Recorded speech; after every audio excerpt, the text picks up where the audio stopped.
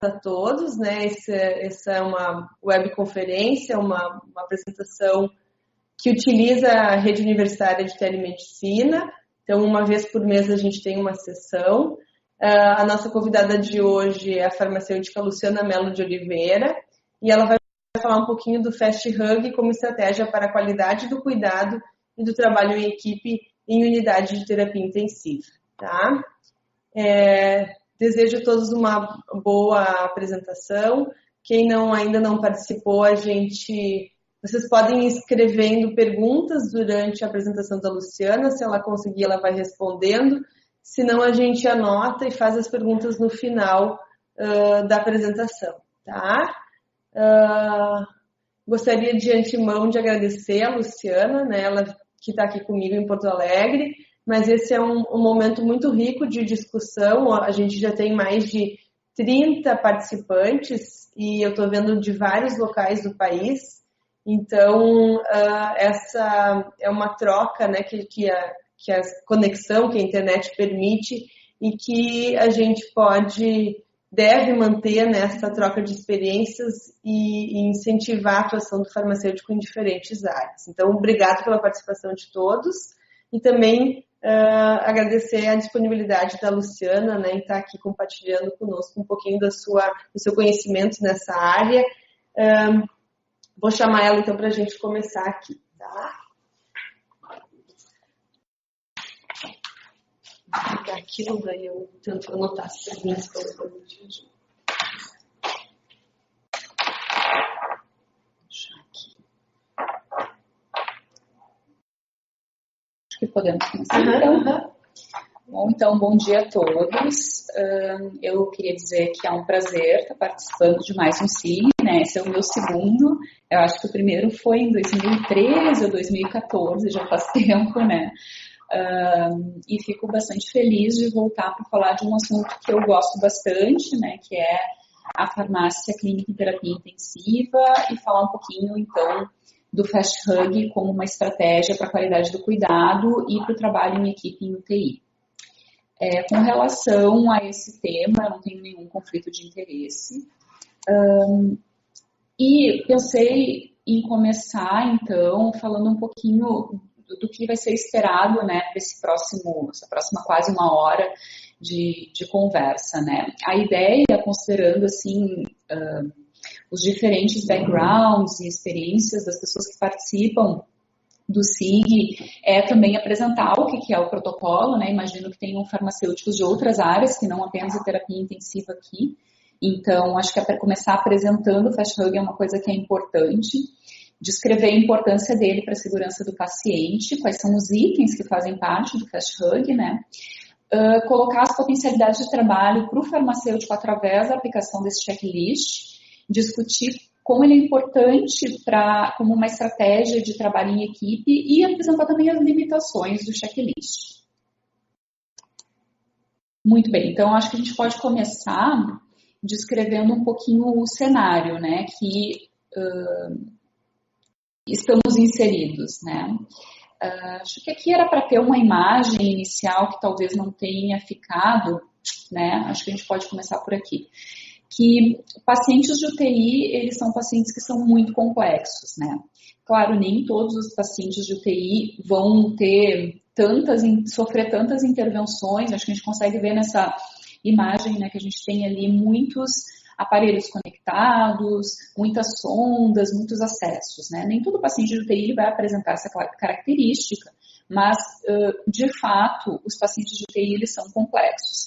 E talvez quando o farmacêutico se depara com uma UTI pela primeira vez, né, vai ser sua primeira experiência trabalhando em uma UTI, talvez todos os pacientes pareçam como este, né, com tantas informações, tantas coisas acontecendo, que a gente não sabe muito bem por onde começar. E, em função dessa complexidade do paciente, a unidade de terapia intensiva, para que ela funcione com qualidade, é necessário que os procedimentos sejam bastante protocolizados, né? Então, os protocolos em unidade de terapia intensiva, eles são importantes porque eles estabelecem critérios diagnósticos e de tratamento ou de processos.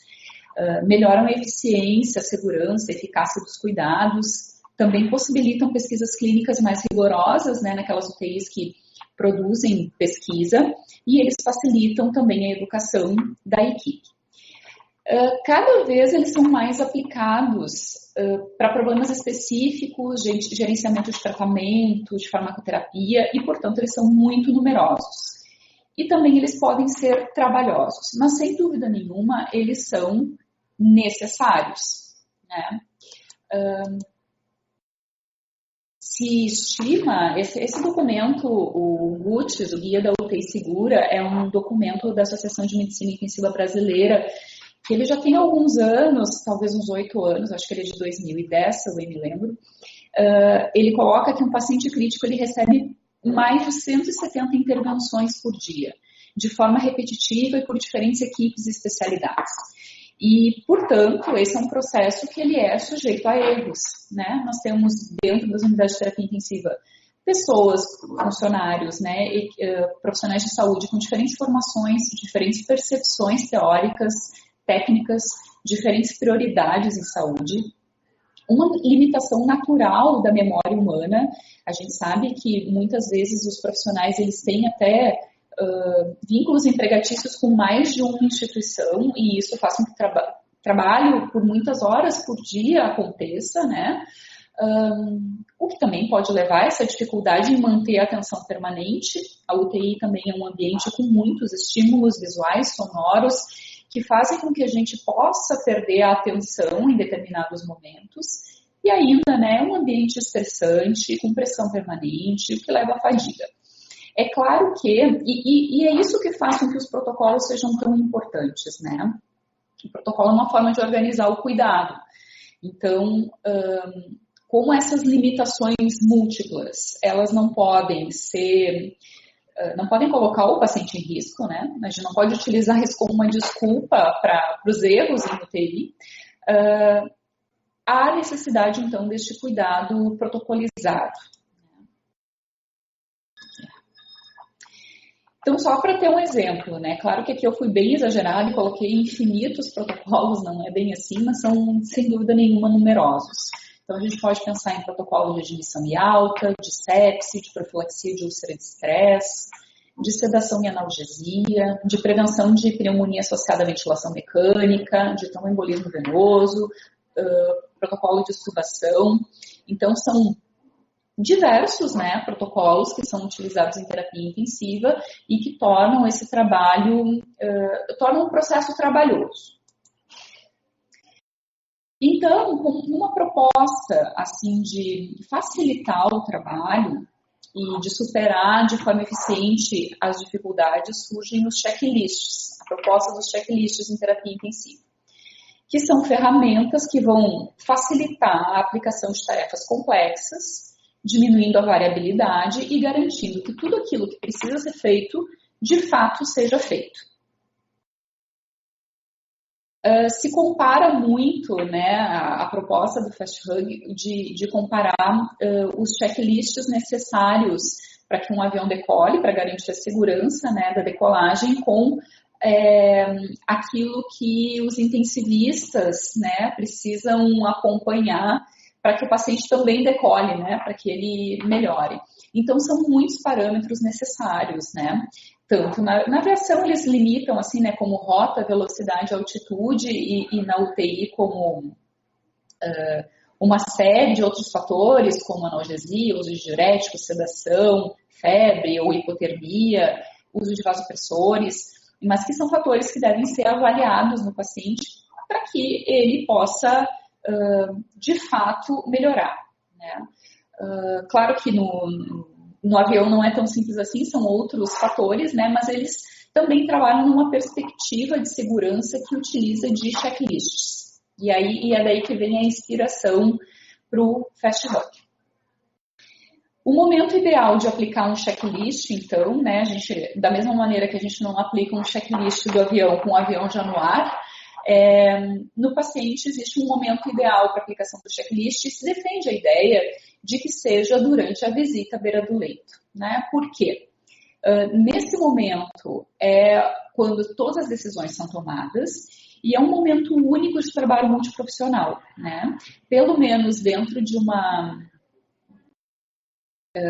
um cenário ideal, né, nós deveríamos ter visitas à beira do leito pelo menos uma vez ao dia, com participação de toda a equipe multiprofissional. Então, seria um momento de ouro, né, uma oportunidade de ouro a visita à beira-leito, porque ali a gente vai ter médico, farmacêutico, enfermeiro, fisioterapeuta, nutricionista, psicólogo, fonoaudiólogo, enfim, todos os profissionais que estão envolvidos com o cuidado do paciente crítico e que podem discutir os aspectos desses checklists em conjunto e tomar decisões em saúde. Então, a literatura científica mesmo já coloca, né, que rounds à beira do leito eles são importantes, né, esses estudos mostram que podem levar a melhores resultados clínicos. Esse aqui é um estudo clássico dentro da terapia intensiva, né, que mostra um estudo de pré-pós, né, onde tu tem a participação de farmacêuticos em rounds médicos, né, vamos considerar que esse artigo aqui é de 99, né, hoje em dia acho que talvez seja meio ultrapassado falar em round médico, né, mas rounds multiprofissionais em UTI, e a incidência de eventos adversos, né, e se verificou que com a presença do farmacêutico, a gente tem uma redução de eventos adversos preveníveis em 66% através de uma série de intervenções farmacêuticas que podem ser desde clarificar ou corrigir alguma prescrição, recomendar uma terapia alternativa, identificar alergias, entre outros. Claro, aqui eu estou falando do trabalho do farmacêutico, né? No próximo slide eu também vou trazer um pouco mais de informação sobre isso, mas todos os membros da equipe multiprofissional que estão presentes no round, eles devem questionar os aspectos fundamentais do cuidado ao paciente e que devem ser de conhecimento de toda a equipe, né? Que são conhecimentos que ultrapassam a especialidade.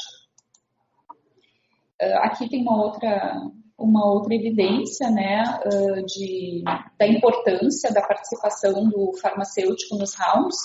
Então, onde a gente tem novamente um estudo de pré e pós, né, onde a gente tinha no momento pré-intervenção os serviços farmacêuticos acontecendo mediante consultoria versus um segundo momento em que a revisão da prescrição e a discussão com a equipe médica após os rounds, durante os rounds ela acontecia de forma sistemática, né? Foram incluídos 1.173 pacientes com 659 intervenções, e vejam os dados de incidência do erro, né? No grupo controle, 190,5 para cada 1.000 pacientes dia, e no grupo intervenção, 62 para cada 1.000 pacientes dia. E uma coisa interessante, né? Que cada intervenção farmacêutica custou aproximadamente 3 euros, mas com uma economia de 26 até 40 euros em prevenção de eventos adversos. Então, é uma atividade que ela tem evidência de melhoria da qualidade de cuidado e também de impacto farmacoeconômico positivo. Agora, vamos pensar quais são os pontos do checklist, né? Eu acho que eles foram bem felizes na elaboração do checklist de colocar esse nome Fast Hug, né? Ou abraço rápido, porque, de fato, deve ser o abraço, né? Lembrando o cuidado, e a rapidez do checklist, né, de como ele é fácil e rápido de ser empregado no cotidiano do cuidado do paciente. Né? Então aqui ele não coloca já direto as animações, eu acho, né, Karine? Eu subi em PDF. Ah, tá bem, mas não tem problema, tá? Então, assim, o que é o Fast Hug? A gente pode interpretar ele como... classificá-lo, né, na verdade, como um mnemônico ou como um acrônimo. O mnemônico é um conjunto de técnicas, né, que vai ser utilizada para auxiliar processos de memorização, que nem aquelas musiquinhas que se inventam em curso pré-vestibular, sabe? Para tu lembrar de coisas de fatos ou de processos, né? Ou um acrônimo, que é aquela palavra que é formada pela inicial de cada um dos segmentos sucessivos de uma locução. Então, por que Fast Hug? Porque a gente vai ter a letra F, né, relacionada a feeding, a nutrição do paciente. O A de analgesia, o S de sedação, o T de prevenção de trombos, o H, que ficou mais difícil na tradução do português, que é a cabeceira da cama elevada. O S da prevenção de úlcera de estresse E o G do controle da glicemia do paciente. Tá? Então, esse acrônimo FAST-HUG, ele vem para que a gente, na hora da visita da beira do leito, lembre de se perguntar como é que está a alimentação do paciente, como está a analgesia, como está a sedação. A gente vai item por item, mas só para vocês entenderem qual é a ideia do processo. O que é importante que a gente tenha em mente pensando no FAST-HUG? Primeiro, ele já tem aqui 13 anos de vida, né? Então, ele é um protocolo que foi proposto há bastante tempo. E ele é uma opinião de especialista, porque quando o Jean-Louis Vincent propôs e publicou esse documento, ele considerou aquilo que na prática clínica dele, na experiência clínica dele, seriam os pontos mais importantes vou voltar aqui um pouquinho, dentre todos aqueles que a gente viu lá no começo, né, que são muitos pontos que a gente deveria estar atento para o cuidado do paciente crítico, ele selecionou os 7 que ele julgava ser os fundamentais, os mais importantes. Portanto, ele não é baseado em evidências no sentido de que se levantou, se usou alguma estratégia de pesquisa para definir quais são esses pontos. Tá? Outra coisa que é importante destacar é que existem poucas pesquisas mostrando o impacto, apesar da alta adesão, né? O FAST-HUG ele foi adotado por muitas unidades de terapia intensiva no Brasil e no mundo. E apesar do seu amplo uso, existem poucas pesquisas, poucos estudos que demonstraram a eficácia do método, né? Ou dizer assim, que diminui mortalidade. Nos estudos mais famosos, né, que se sabe que a aplicação do FAST-HUG teve um impacto sobre a qualidade do cuidado, é esse estudo de Papadimos, publicado em 2008, que ele mostrou que em 2003 a UTI, onde os dados foram levantados, ela tinha uma taxa de pneumonia associada à ventilação mecânica de 19,3 por mil aparelhos de ventilação dia, né? E que depois da aplicação do FAST-HUG esse número diminuiu para 7,3. E que as taxas de pneumonia elas eram mais baixas no pós, né? Depois da implantação do FAST-HUG do que no pré. Esta é a evidência publicada, não quer dizer que na literatura cinzenta, né, publicações em congressos, enfim, a gente não tenha mais informações a respeito disso. E eu acho que é importante que a gente destaque que a ausência de evidência não é igual à evidência de ausência. Né? Não é porque ninguém mediu o impacto do FAST-HUG na melhoria dos índices de mortalidade que ele não melhora os índices. E talvez agora, né, por já terem se passado 13 anos e ele ter tido uma adoção tão forte no mundo, seja ainda mais difícil de medir qual é o real impacto do FAST-HUG nos pacientes. Bom, qual seria o papel do farmacêutico no uso desse checklist? Não escapa muito dos pontos de cuidado farmacêutico em qualquer área da farmácia clínica, né? Avaliação de necessidade, de efetividade e de segurança de medicamentos e tratamentos. Bom, então, vamos passar para o ponto, né, do que deve ser avaliado. Bom, então, com relação à nutrição, né, a gente sabe que a desnutrição, ela aumenta complicações e ela está associada a piores desfechos. Então, o que o farmacêutico e toda a equipe multiprofissional, vou falar mais assim do farmacêutico agora nesse momento, mas a gente pode ultrapassar isso para a equipe, né? Será que o paciente está recebendo alimentação? E se ele não está recebendo, por qual motivo? E qual é o plano de início? Né? Porque existem situações clínicas em que realmente o paciente ele não pode receber alimentação, seja por ocasião de uma cirurgia que já está planejada, enfim, né? Bom, mas caso esteja recebendo, por qual via esse paciente recebe? É via parenteral? Ela está adequada do ponto de vista nutricional e mesmo do ponto de vista farmacotécnico? Caso seja por via oral ou interal, a gente consegue identificar interações medicamentosas que devem ser consideradas, né? Bom, segundo ponto, analgesia. A analgesia ela faz parte dos bons cuidados de UTI e ela é fundamental em determinados procedimentos. Os pacientes não deveriam sentir dor, né, durante a internação hospitalar e durante a internação em UTI. Então, devemos nos perguntar, o paciente precisa de analgesia? Se ele precisa, ele está recebendo? E ele recebe com qual fármaco, com qual dose, por qual via? O que é mais recomendado para este paciente? Existem interações medicamentosas também para analgesia, com os fármacos analgésicos. A instituição possui um protocolo de analgesia, ele está sendo seguido, e se ele não está sendo seguido, por que ele não está sendo seguido? Existe algum motivo clínico para a gente escapar da recomendação do protocolo? Existem medidas que estão sendo utilizadas para prevenir delírio nesse paciente, já que o uso de analgésicos é um fator de risco para delírio.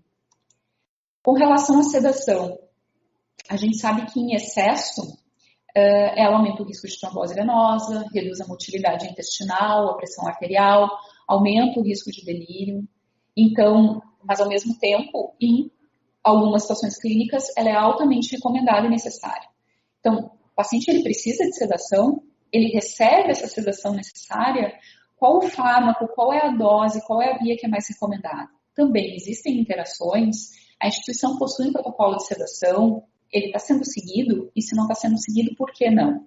Que medidas estão sendo utilizadas para prevenir delírio? E aqui entra um ponto super importante, que são os sedation breaks, né, ou as pausas na sedação diárias para evitar tanto o delírio quanto a abstinência do paciente. O paciente está sendo acordado todos os dias para checar o risco de delírio, e se ele não está sendo acordado todos os dias, existe algum motivo clínico para que isso não esteja acontecendo ainda?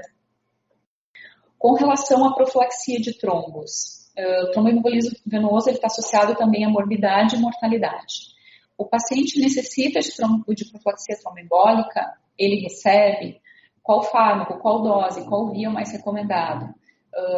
Muitos hospitais trabalham com diferentes tipos de heparina, né? Qual é a heparina que é mais recomendada para cada paciente e por quê?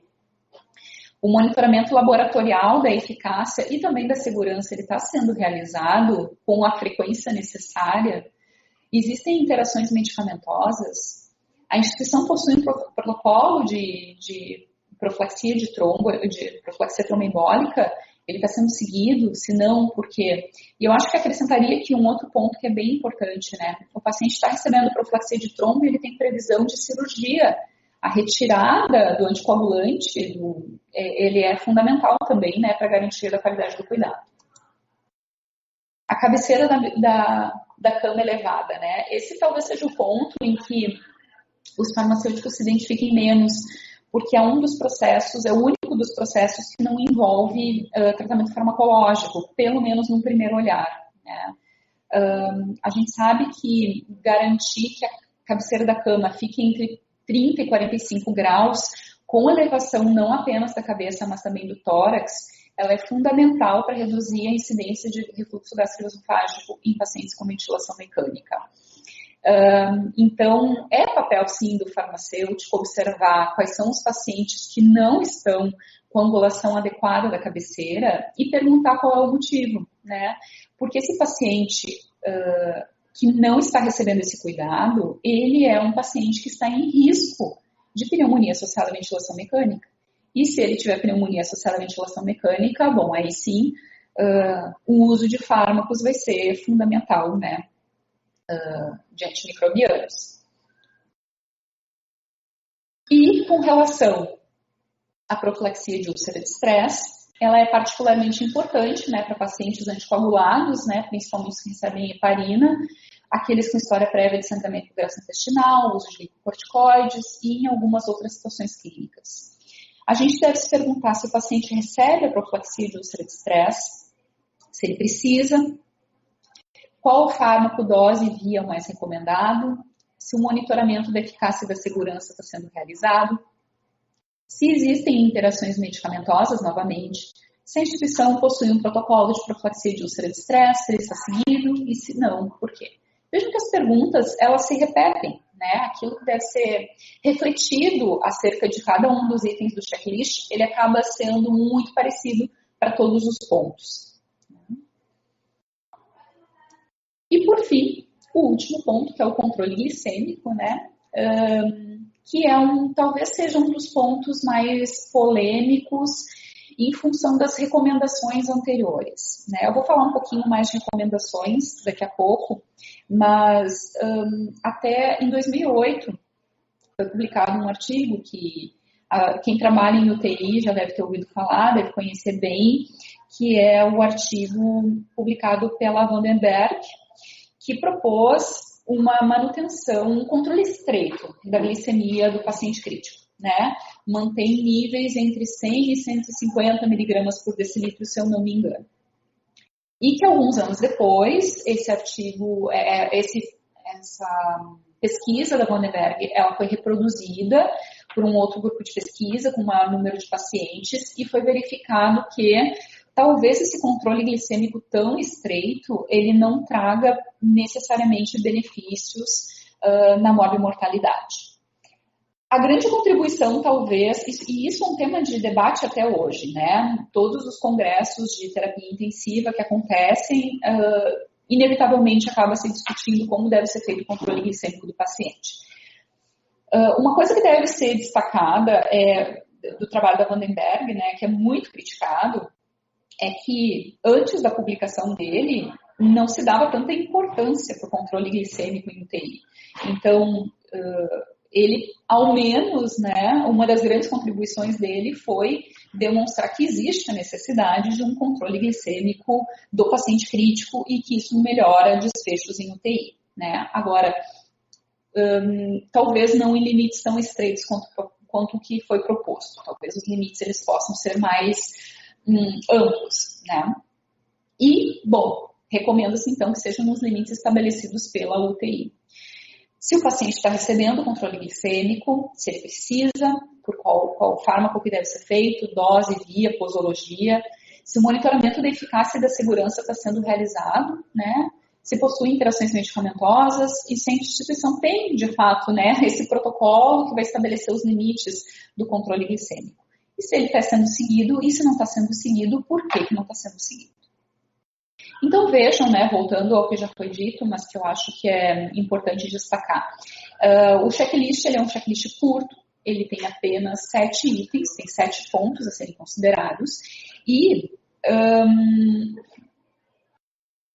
dentro de cada um dos itens, as perguntas que a gente tem que fazer, elas são muito parecidas, elas são muito semelhantes. Né? Então, ele é um protocolo que ele é fácil de ser empregado, ele é rápido e ele faz com que a gente lembre, né, quais são os pontos relacionados à qualidade do cuidado que tem que ser observados. E vejam, ele é um checklist que leva aos protocolos, né? Então, tudo bem, eu vou perguntar se o paciente, vou voltar aqui um pouquinho, eu vou perguntar se o paciente está recebendo analgesia e aí, se ele necessita de analgesia ou sedação, né? Tudo bem, se ele precisa, de que forma que eu vou fazer essa analgesia e sedação? Bom, eu vou ter que buscar no protocolo da instituição qual é a recomendação, que fármaco que deve ser usado para a indicação do paciente, enfim, né? Se o paciente precisa de profilaxia de úlcera de estresse, eu vou ter que buscar o protocolo da instituição para descobrir, né, para entender como que é a maneira recomendada de se fazer profilaxia de úlcera de estresse no meu hospital. Parece que é uma coisa simples, mas talvez não seja, né? O protocolo, ele diz pra gente como que a gente deve fazer. E isso deve ser baseado na melhor evidência possível. A questão é que muitos protocolos que envolvem a UTI, como no exemplo que eu falei, o protocolo de glicemia, ainda é assunto de bastante debate. E trouxe aqui como exemplo o protocolo de prevenção de úlcera de estresse. A gente ainda tem uma evidência científica que ela está em evolução, né? Toda a evidência está em evolução, mas ainda com muita controvérsia, né? Então, a última revisão sistemática com meta-análise, que foi publicada na Critical Care em 2016, há 2 anos atrás, ela mostra que parece, né, que os inibidores de bomba de prótons, eles sejam superiores aos antagonistas H2, como a ranitidina, sem aumento significativo do risco de pneumonia ou da mortalidade. E o impacto sobre Clostridium não se sabe, é indeterminado. Tá? Só que assim, as revisões que foram feitas anteriormente, elas não mostram superioridade. Elas mostram uma equivalência de eficácia de inibidor de bomba de prótons e de antagonistas H2. E esse assunto se mantém controverso. Então, já existe protocolo de revisão sistemática publicado para uma nova investigação, para uma nova revisão sistemática, com o objetivo de determinar qual fármaco que deve ser realizada a profilaxia de úlcera de estresse em UTI. E ainda a gente pode pensar assim, né, que o protocolo ele diz para a gente como que a gente deve fazer, considerando populações.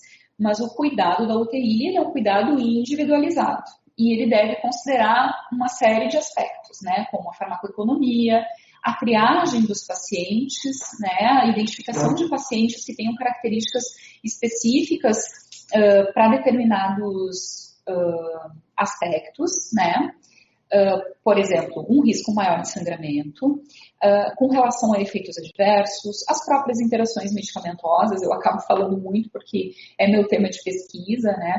A comodidade posológica de pacientes e também para a própria equipe, né? Porque existe diferença em administrar ranitidina 2 a 3 vezes ao dia e administrar omeprazol apenas uma vez ao dia. Então, são muitos fatores que devem ser considerados e cada instituição vai ter que, né, buscar as evidências para cada um desses itens e entender o que é possível dentro da sua instituição, dentro da sua realidade. Bom, então, a gente pode sintetizar, assim, dizendo que o Fast Hug, ele destaca 7 das principais áreas que devem ser consideradas regularmente por toda a equipe e para cada paciente durante a permanência da UTI. Mas ele não serve para todos os pacientes em todos os momentos, né? Então, talvez um paciente precisaria de uma avaliação de nem todos os 7 itens do checklist, enquanto que outros pacientes vão precisar que outros itens, além daqueles presentes no Fast Hug, sejam avaliados. E a gente não pode pensar que assim, bom, apliquei o Fast Hug, tá tudo certo, né? Então, por exemplo, um problema das nossas UTIs que são as infecções e a sepse, né? Elas não estão inseridas dentro do Fast Hug, né?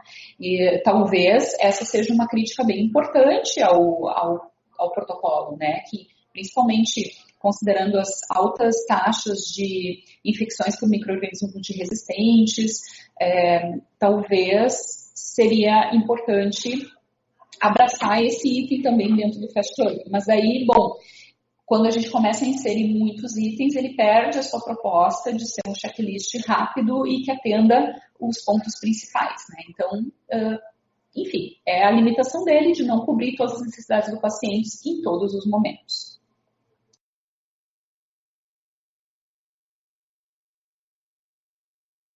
Mas ele pode ser aplicado a todos os pacientes, porque ele não se restringe a qualquer grupo específico. Às vezes o paciente vai ser checado com relação a apenas 4 itens, 5, mas ele pode usar o protocolo, né? E ele envolve todos os aspectos considerados fundamentais para o cuidado do paciente crítico, que envolvem também todos os membros da equipe de atendimento. E uma grande vantagem que é ser curto o suficiente para ser lembrado. E eu acho que uma das... e aí é uma opinião minha, né? Não é uma coisa que está descrita na literatura, ou enfim, né?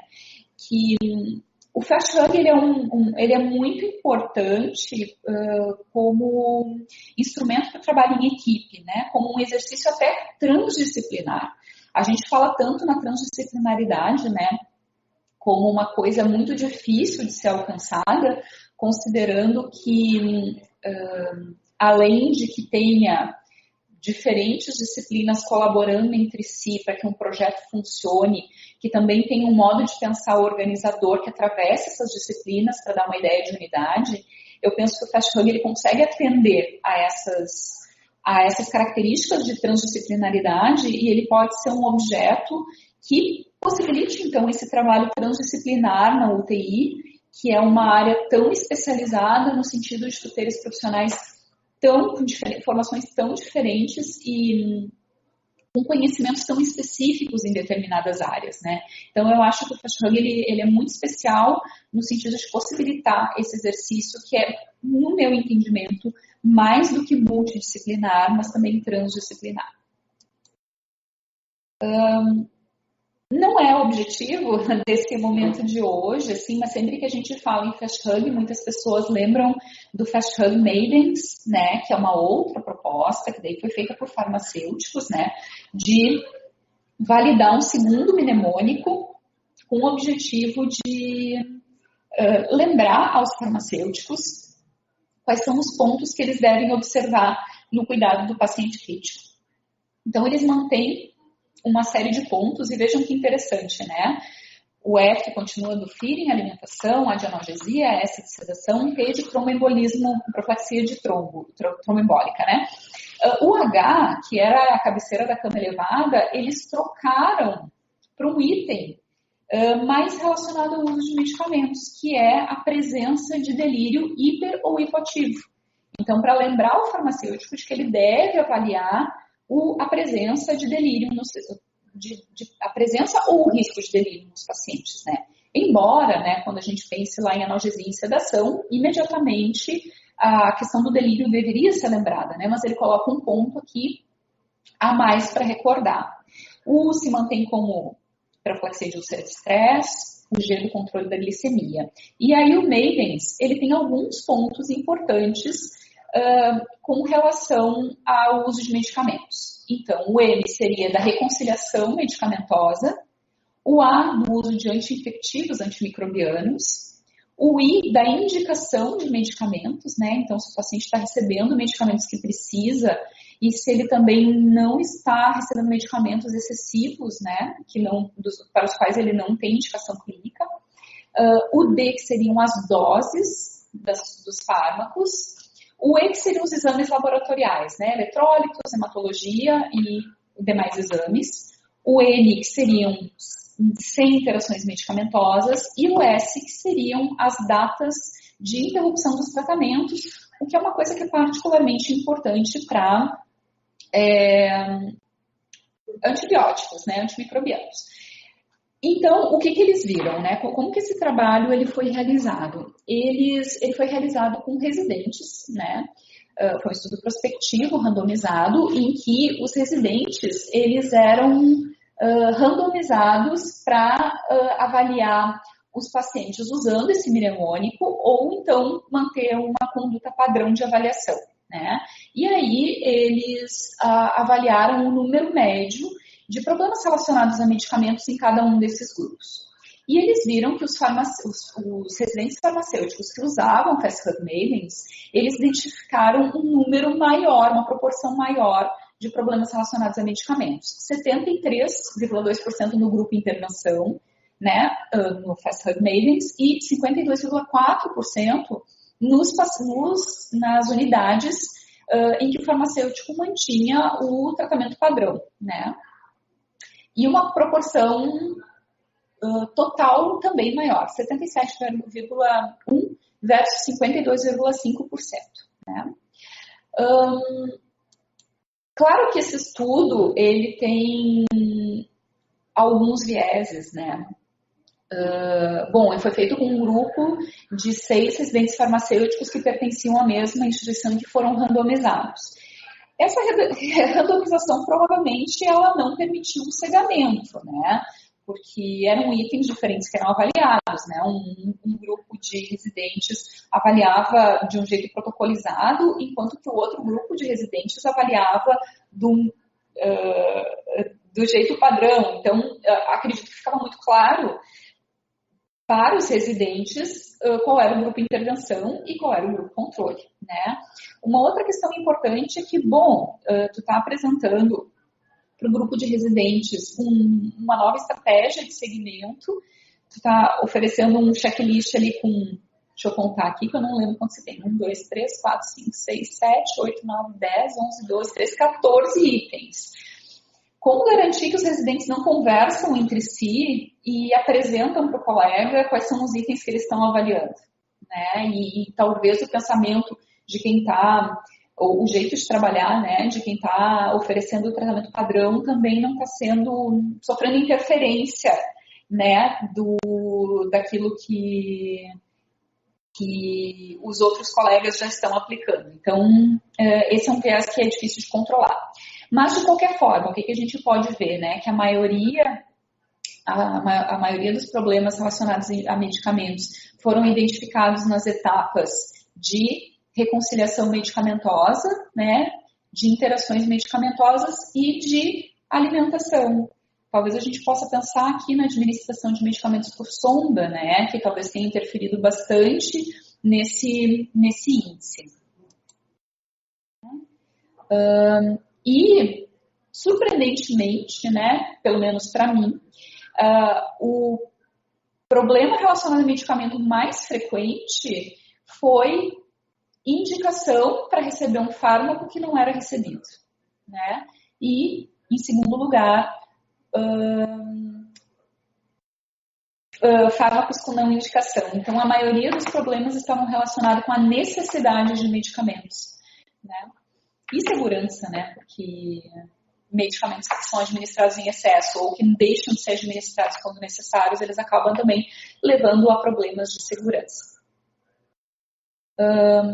Bom, resumindo, né, o que conversamos hoje, né, a gente pode dizer que o FastHug é uma ferramenta muito importante para lembrar da avaliação de 7 pontos-chave necessários ao cuidado do paciente crítico.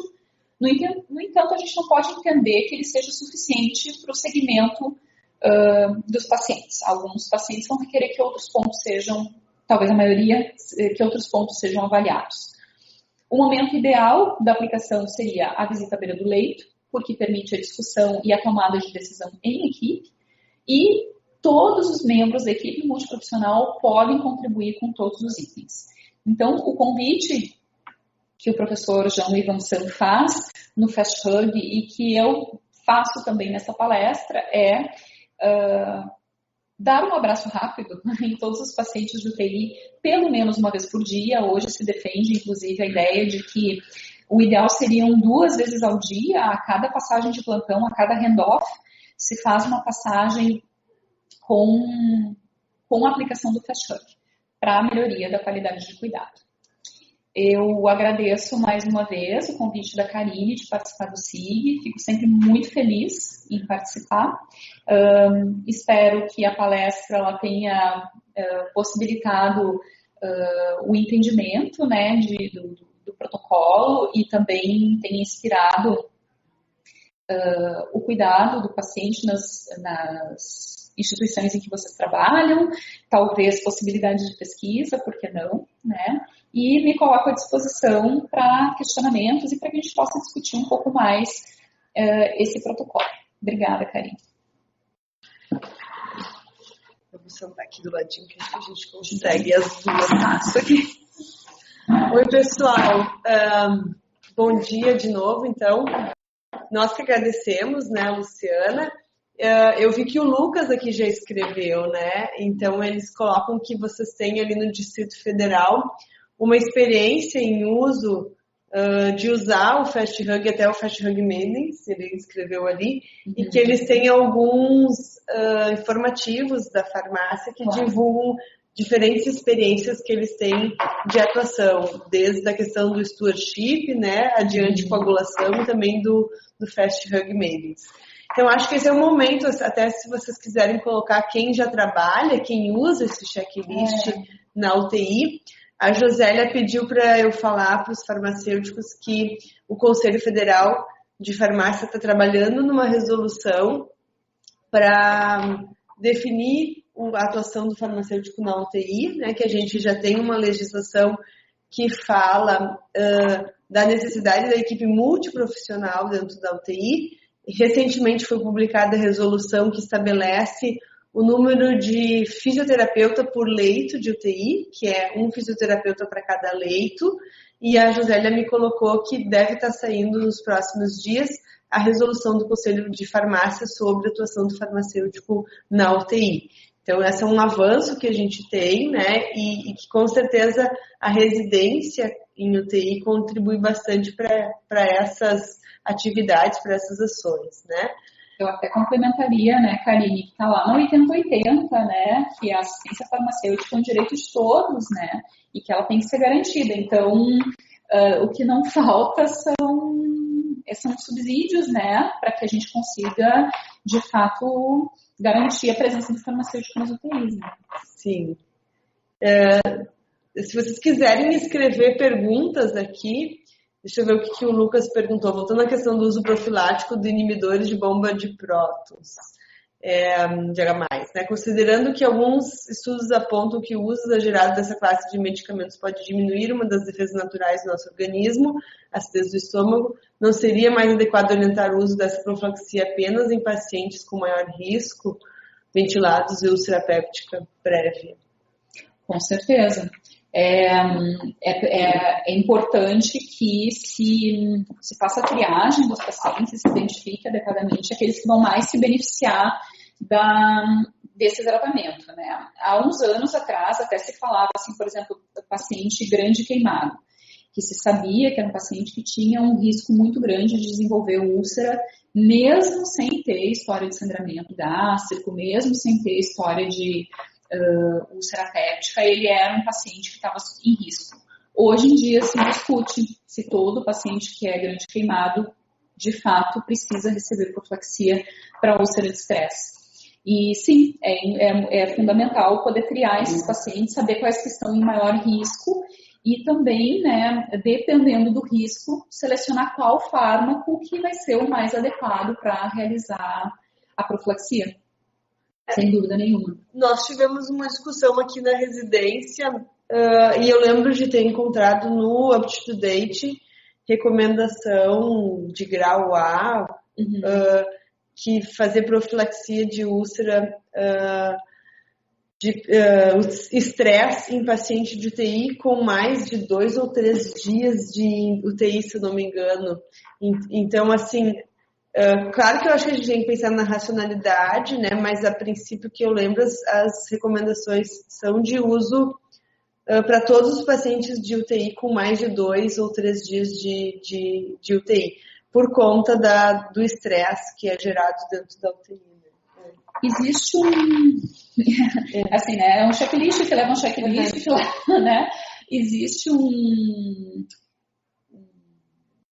não é um checklist, me faltou a palavra agora, mas um score, tá? Que pode ser aplicado a pacientes críticos, que vai te dar um valor final de risco de úlcera, né? Então, assim, se o paciente está plaquetopênico, se ele tem história de úlcera, se ele usa glicorticoide, e aí tu vai pontuando e tu vai chegar ali num risco, tá? E aí, dependendo do valor atingido, está recomendada a profilaxia ou não.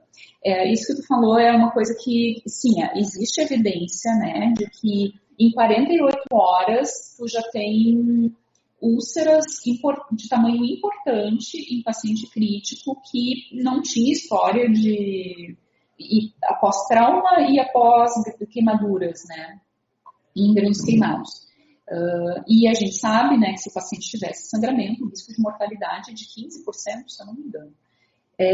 Então, na verdade, o que a gente fica, e eu entendo um pouquinho a angústia, né, talvez do Lucas, que é porque tu fica, em algumas situações, tu fica entre muito dividido, né? Principalmente naquelas situações que estão ali no limite, né? Na borda, assim. Então, claro, tem situações em que claramente tu tem que fazer profilaxia de úlcera de estresse, mas tem outras que sim ou não. E aí tu pensa, qual risco que eu estou mais disposto a lidar? Com o risco de sangramento ou com o risco de uma eventual pneumonia associada à ventilação mecânica em função da profilaxia de úlcera de estresse, né? E esses são os dilemas do cotidiano da UTI, né? Essa tomada de decisão, porque quando é claro que o paciente não precisa, ou quando é claro que o paciente precisa, é tranquilo. Mas quando a gente está ali naquela zona que não é tão evidente, eu acho que é onde que o cuidado é o mais complicado. A tomada de decisão ela é a mais complicada. Não sei se eu respondi a tua pergunta. com pacientes pós-transplante que acabam ficando suprimidos. E aí tu traz mais um complicador, né? Ainda por cima, um paciente pós-transplante que tu quer garantir que, enfim, o sucesso do transplante, né? E também, né, a gente não pode deixar de considerar que inibidor de bomba de prótons para esses teus pacientes provavelmente deve ser um problema, porque em função das interações medicamentosas, né, que os inibidores de bomba de prótons produzem, né, não lembro agora se com imunossupressor, mas imunossupressor também tem muita interação, então entendo bem o dilema, né, acho que a recomendação talvez seja avaliar caso a caso, né, e avaliar caso a caso, tomar a decisão e seguir o monitoramento com o objetivo de monitorar eficácia, segurança, né? Interação entre o meprazol e dissociação de alguns imunossupressores. Então. Eu acho que o exemplo que tu traz ele é justamente ótimo para isso que eu estou falando, né? Existem situações em que a gente fica num dilema que é bem difícil de resolver, né? Qual é a minha prioridade aqui, né? Ou talvez a gente possa pensar né? Vamos pensar num paciente que de fato precisa de imunossupressor, a gente tem certeza, né, que um paciente pós-transplante de fato precisa de imunossupressor. Bom, vamos questionar aqui, né, se ele realmente precisa receber profilaxia para úlcera de estresse.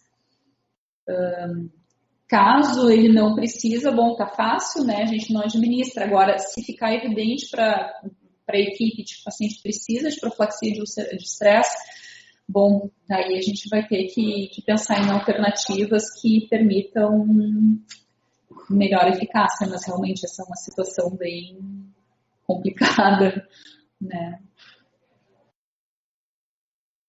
E claro que em todo protocolo ele tem as exceções, né? E a adaptação individual. Então, para isso que servem os rounds, a equipe, a discussão entre a equipe, assim. Eu não sei se mais alguém tem experiência de aplicação do Fast Hug, vocês seguem esse checklist. Não sei se o Lucas quer colocar para a gente como foi a aplicação dele. Vocês aplicaram em UTI? Em quantos pacientes?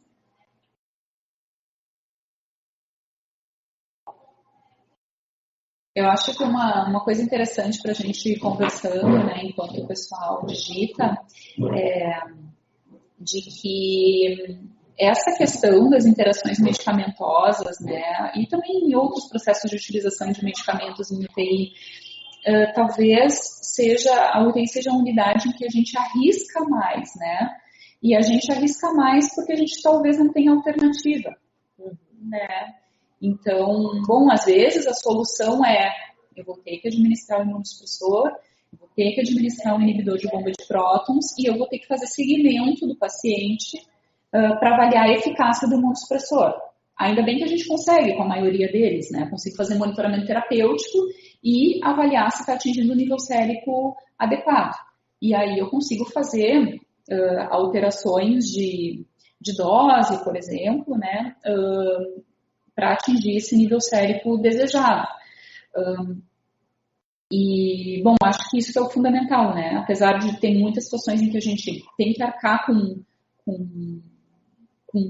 situações que a gente não gostaria, né? Que talvez sejam arriscadas para o paciente, o monitoramento, o acompanhamento, ele é fundamental para que no momento em que a gente perceba que talvez a segurança do paciente esteja, né, ameaçada ou que a eficácia não está sendo atingida, que a gente possa pensar em algum tipo de solução para contornar o problema. Acompanhamento nas 15 UTIs, cerca de 4 mil pacientes de acompanhado mensalmente. O pessoal usando o Fast Hug Maydays. Legal. Essa é a grande vantagem, né, do protocolo, né? Eu não sei das experiências prévias dos colegas que estão assistindo, né? Mas eu, quando trabalhei em UTI, quando comecei a trabalhar, eu cheguei numa UTI sem saber o que é uma UTI, sem ter nenhum tipo de treinamento, né? E foi, assim, talvez um processo difícil, assim, assustador de pensar qual deveria ser o ideal de prática, como que eu deveria conduzir, né, a minha rotina dentro da UTI. E eu acho que esses protocolos, e o Fast Hug May Dance também, apesar de todas as críticas que a gente possa fazer, né, ele tem essa vantagem de organizar a avaliação do paciente, né. Para um farmacêutico que está desenvolvendo a sua experiência, eu acho que ele é uma estratégia bem interessante. Bem interessante. E vocês conseguem identificar problemas vocês quantificam os problemas relacionados a essas intervenções? Né? Por exemplo, assim, controle glicêmico. Quantos pacientes que não estão com controle glicêmico adequado? A gente fez um trabalho aqui na UTI com uma residente que era justamente identificar quantos pacientes tinham hipoglicemia e hiperglicemia. E não lembro agora de cabeça, mas foi um percentual bastante alto. Então, assim, claro que a gente leu que é controverso, mas me parecia que a gente tinha mais evidência, né, que tanto o hipo quanto o hiper, ele aumentava a mortalidade do paciente dentro da UTI. E daí, mesmo pacientes, assim, e o paciente de UTI, por várias questões, aumento de cortisol, estresse, a própria questão da diferença da nutrição, então se você está recebendo a dieta plena ou não, né, ele tem mais ou menor risco de ter hiperglicemia. E tanto a hiper, ela é tão ruim quanto a hipo. Então esse monitoramento a gente checou e o quanto ele é difícil dos pacientes alcançarem a meta, né, do controle glicêmico. Então, assim, essa é uma coisa que eu acho que a gente não faz. Pelo menos isso é mais ainda de responsabilidade da equipe de enfermagem e o farmacêutico acaba não olhando. Então, a gente percebeu falta desse controle e também a ausência do farmacêutico em checar esse parâmetro, né? Porque geralmente, no nosso caso, nos hospitais que a gente atua aqui, eles ficavam sob responsabilidade da enfermagem. Assim. Então, esse é um outro ponto também bem interessante, né? Sem contar, claro, também na analgesia, na sedação, que daí essa discussão com a equipe, qual é o protocolo de analgesia, né?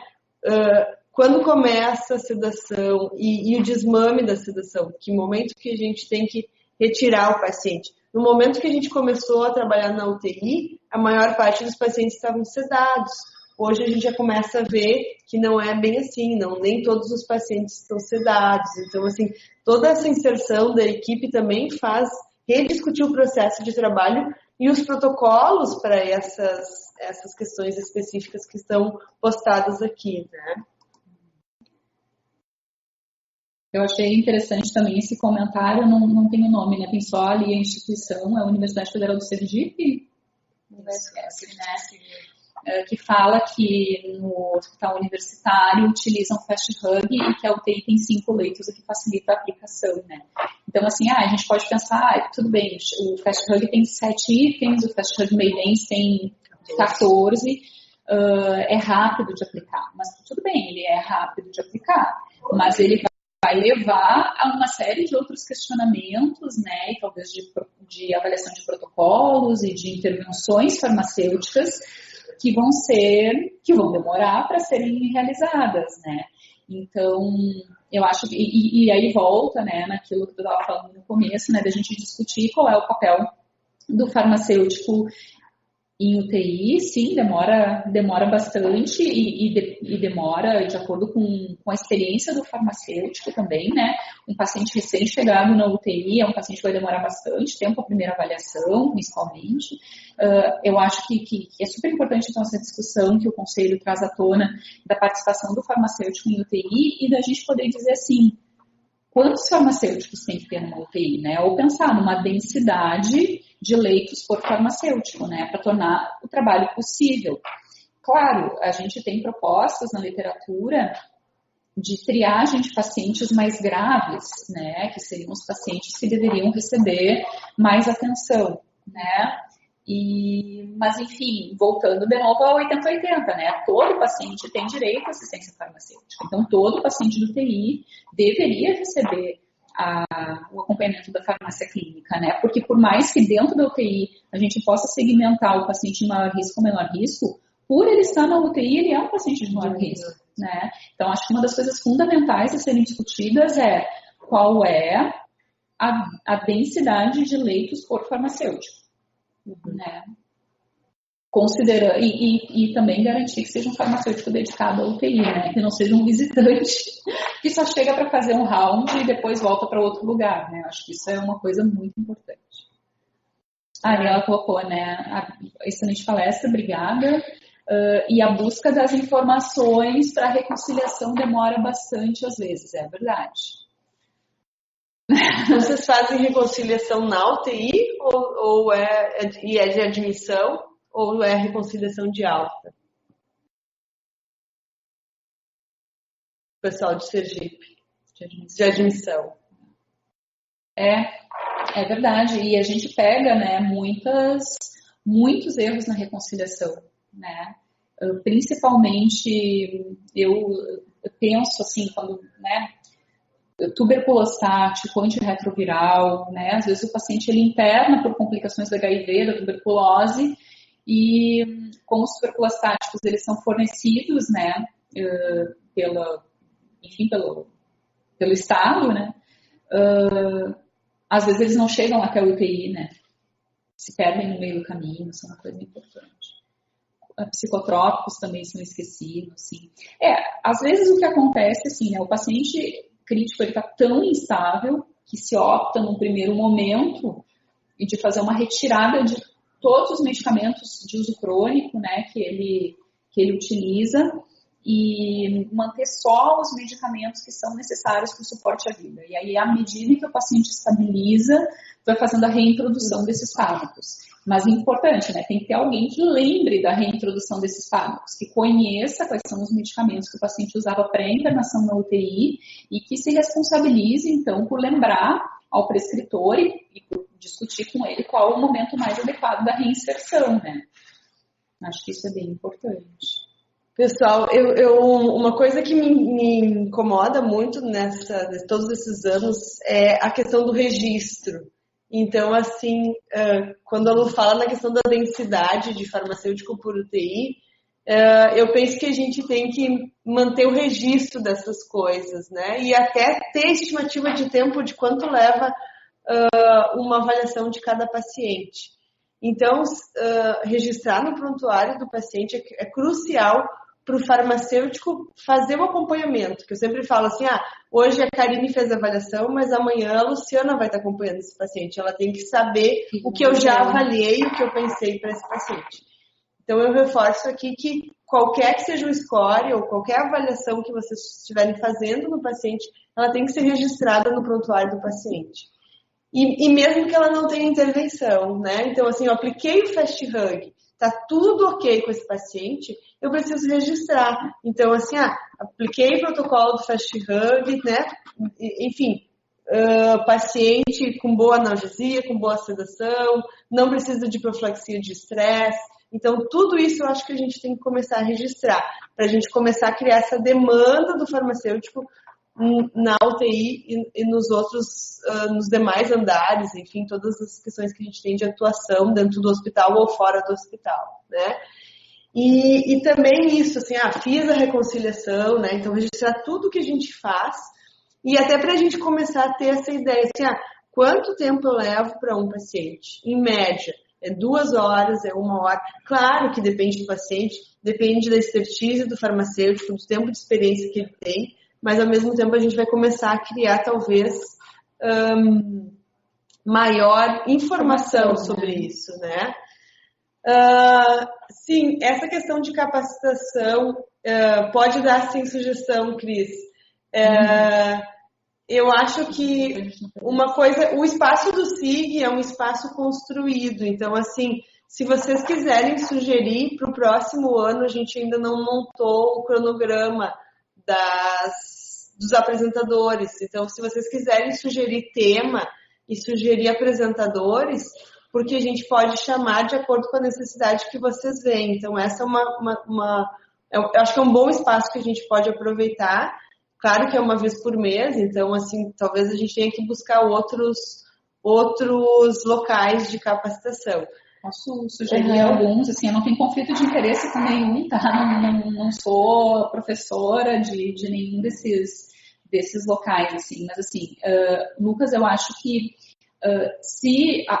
eu acho que a residência multiprofissional em saúde em unidade de terapia intensiva, ela é uma oportunidade valiosa para quem puder, tá? Em função da imersão mesmo que tu faz durante os 2 anos da residência. São muitas horas de trabalho e aprender é quase que involuntário, né? Tu aprende de qualquer maneira.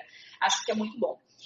Não tendo essa oportunidade, hoje em dia a gente tem muitos cursos em EAD, o que é bom e o que é ruim, né? Porque a gente tem muitos cursos que são excelentes e muitos cursos que talvez, né, estejam aproveitando aí essa onda de necessidade mesmo das pessoas de se capacitar. Eu posso recomendar 2 cursos que eu lembro agora de cabeça, que eu acho que são cursos muito bons, e que de repente vocês podem dar uma olhadinha. Tem o curso da Racine, de farmácia clínica em UTI, que se eu não me engano tem uma turma começando em fevereiro, eu recebi a Cristiane falou, né, do curso intensivo, e tem um curso que é um pouquinho mais longo. O Sírio, se eu não me engano, o Sírio tem um curso de especialização em farmácia clínica em terapia intensiva, e quem coordena o curso, se eu não estou enganada, é a Lívia Andrade. E a Lívia é a presidente do departamento de farmácia da Associação de Medicina Intensiva Brasileira agora. Então, assim, eu acredito que seja um curso excelente para quem puder participar, né? E, claro, também nos estados de vocês devem conhecer quais são as instituições que são instituições sérias e que vão trazer as informações reais, né, boas, assim, para a formação.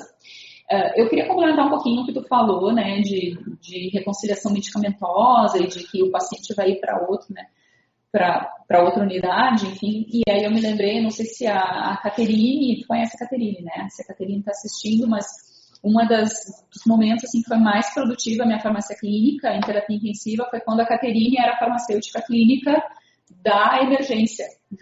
Então, os pacientes chegavam na emergência, ela que era responsável pelo cuidado ali, fazia reconciliação, fazia as intervenções necessárias, e quando o paciente ia subir para a UTI, precisava, ela já fazia uma passagem de plantão.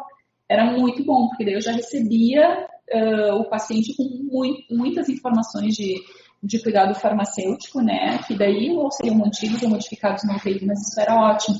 Então, eu penso que muitos hospitais, né, optam por iniciar a farmácia clínica em UTI, em emergência, e às vezes deixam as outras unidades descobertas, né. Eu, por exemplo, nessa ocasião, quando o paciente tinha alta para o quarto, para a enfermaria, eu não tinha para quem passar, né, porque não necessariamente ele ia ter acompanhamento, porque daí os pacientes iam ser triados, né. Mas que legal se a gente pudesse ter um hospital que tivesse uma cobertura de farmácia clínica de 100% e que a gente pudesse ter um hands-on de farmacêuticos, né? E ainda falando, né, de triagem de pacientes, a gente está distraída porque acabou uma aula agora, tipo, falando de triagem de pacientes, alguém perguntou aqui, né, de que instrumento que usa para fazer triagem de pacientes. O instrumento que eu conheço é um instrumento que foi desenvolvido pelos farmacêuticos do Hospital de Clínicas, tá?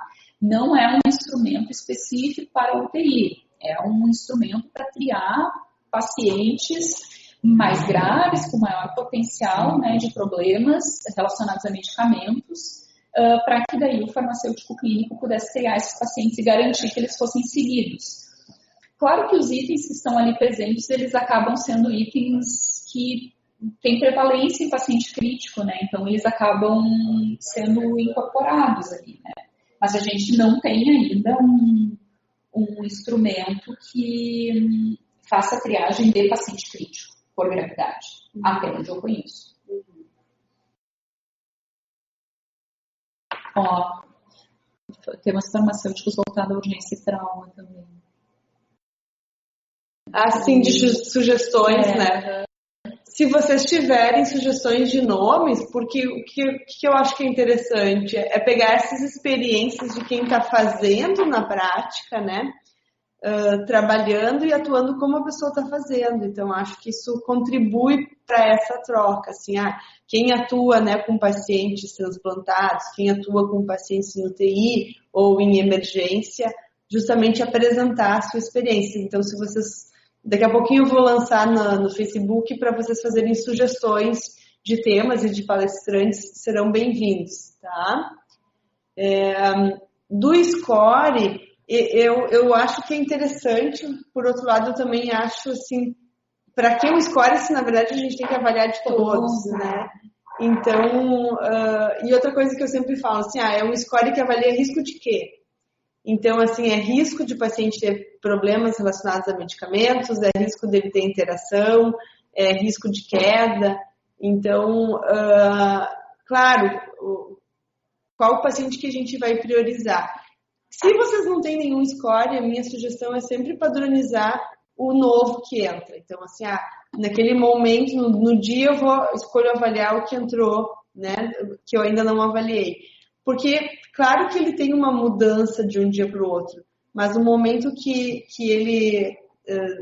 a primeira vez que eu avalio, ela é sempre mais completa. Então, assim, talvez na sequência eu vou fazer avaliações um pouco menos demorada. Então, a minha sugestão também pode ser isso.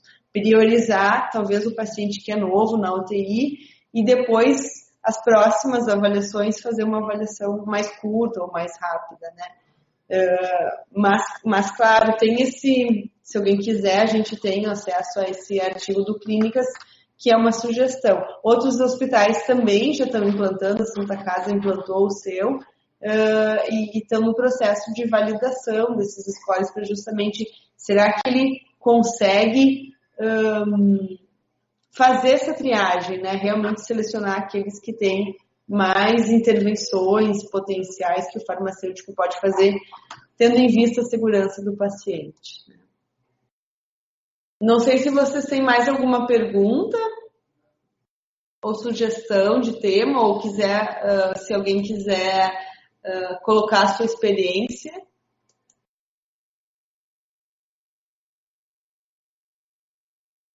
Então, eu agradeço a presença de todos, né? Nós estamos encerrando, então, agora o ano, e ano que vem vamos fazer uma nova proposta, né, de programação para o SIG. Agradeço a presença e a disponibilidade da Luciana. Eu acho que, justamente, assim, algumas pessoas conhecem, outras pessoas não conhecem o Fast Hug, e é com certeza um checklist, seja ele o Fast Hug ou o Fast Hug Maidens, que ele pode ser bastante útil para o farmacêutico que está dentro da UTI.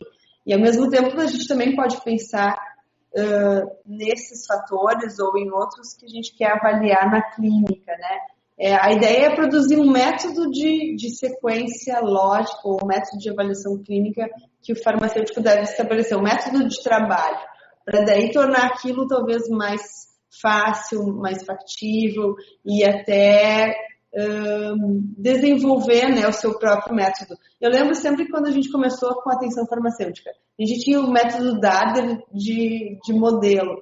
E hoje eu digo assim, agora tem o método da Karine, da Luciana, cada um cria o seu. E é assim, a gente parte de um modelo para construir o seu método de trabalho. Então, assim, agradeço a Luciana por apresentar o método, né?